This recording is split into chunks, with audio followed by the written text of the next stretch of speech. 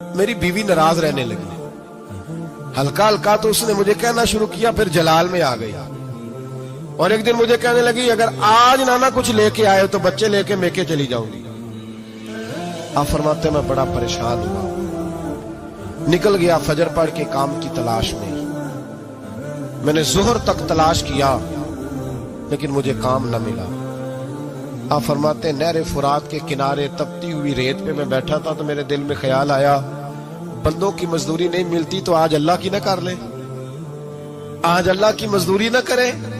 आप फरमाते मैंने गरम रेत से तयम्मुम किया, वुजू किया वहीं फुरात, और गरम रेत पे कपड़ा बिछाया तो नफल पढ़ने शुरू कर दिए। जोर से असर तक नफल पढ़े, जोर से। चले मैं एक दुआ करता हूं, आप आमीन कहना। अल्लाह करे कि हम मगरब के बाद वाले नफल ही पढ़ने शुरू कर दें। नबी करीम सैयद आलम सल्लल्लाहु ताला अलैहि वसल्लम के गुलामों का हाल देखे, इबादत का हाल देखे। फरमाते मैंने कहा अल्लाह की मजदूरी करे, जोर से असर तक नफल पढ़े गरम रेत पे। और जब असर हुई ना तो मैंने अपने रुमाल में ना थोड़ी सी रेत बांध ली।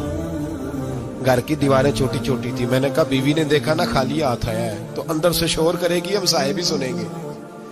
तो चलो जब देखेगी ना रुमाल में कुछ है हौसला करेगी, जब अंदर जाऊंगा तो समझा लूंगा। आप मुस्कुरा रहे हैं ना हल्का हल्का, इसका मतलब है इन बातों में काफी सदाकत है। पुराने बुजुर्ग कर गए तो इसका मतलब ये है कि इनमें बहरहाल काफी हद तक सदाकत है। ये शोर होते रहते।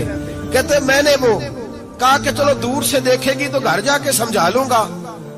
आप फरमाते पहले मेरी बीवी दरवाजे पे बैठी रहती थी, बच्चे बैठे रहते थे, मुंतजिर होते थे कि कुछ लेके आए, घर में फाका होता। आज मैं गया तो शोर ही कोई नहीं, कोई शय नजर ना आई।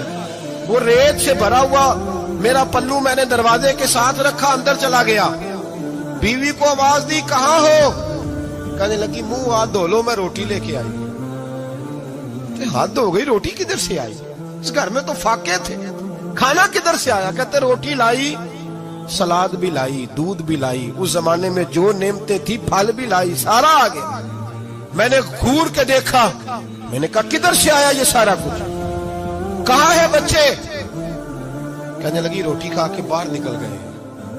मेरे दिल में ख्याल आया, मेरी बीबी का किरदार तो चांद से ज्यादा उजला है, तो ये सारा कुछ कैसे आया? मैंने कहा ये कहां से आया सारा कुछ? तो कहती है मेरी तरफ देख के कहने लगी, पता नहीं आज किस करीम की मजदूरी करने चले गए थे, पता नहीं किस करीम की मजदूरी पे चले गए थे। जोर हुई है तो उसने अनाज की बोरियां भेजी है, चावल भेजे हैं, फल भेजे हैं, इतना कुछ भेजा है कि मेरे घर में रखने को जगह ही कोई नहीं। ये कहते कहते उठी और कहने लगी पहले ही बड़ा आया था, अब और क्या लाए हो? आप फरमाते मैं सख्ते में था, उसने जाके मेरा रुमाल जो खोला, मैं रेत लाया था, रब करीम ने हीरे बना दिए, वो हीरे बन गए। आप फरमाते कहने लगी किस करीम की मजदूरी पे गए थे? फरमाते मैं उठा और कच्ची जमीन पे सर सजदे में रखा। मैंने कहा मालिक मैं सारी जिंदगी दुनिया राजी करता रहा, लोगों के दरवाजों पे खड़ा रहा, ताल्लुकात बनाकर थोड़ी सी रोजी के लिए जद्दोजहद करता रहा, धुतकारा गया, सताया गया। मौला मैं तो तेरे दरवाजे पे आज आया हूँ, पूरी दिहाड़ी भी नहीं लगाई, जोर से सर ड्यूटी की है। अल्लाह तेरी थोड़ी मजदूरी का इतना अजर मिलता है? खुदाया तो इतना नवाजता है। फरमाया अल्लाह मैं मेहनत भी करूंगा, काम भी करूंगा, लेकिन दुनिया की मजदूरी थोड़ी करूंगा, मालिक तेरी इबादत ज्यादा करूंगा।